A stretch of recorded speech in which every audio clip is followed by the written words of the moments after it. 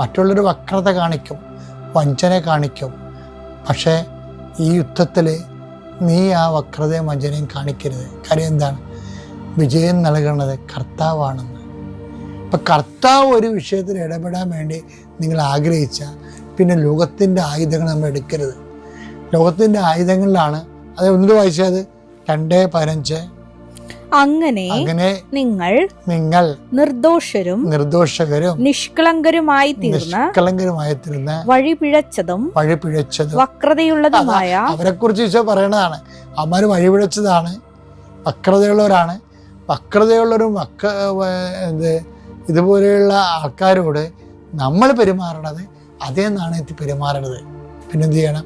നിഷ്കളങ്കതയോടെ. പലർക്കും തെറ്റിപ്പോണം അവിടെയാണ്. അവർ കണ്ണിന് പകരം കണ്ണെന്ന രീതിയിൽ അവർ വക്രത കാണിച്ചാൽ അതിനേക്കാൾ വക്രത നമ്മളും കാണിക്കും.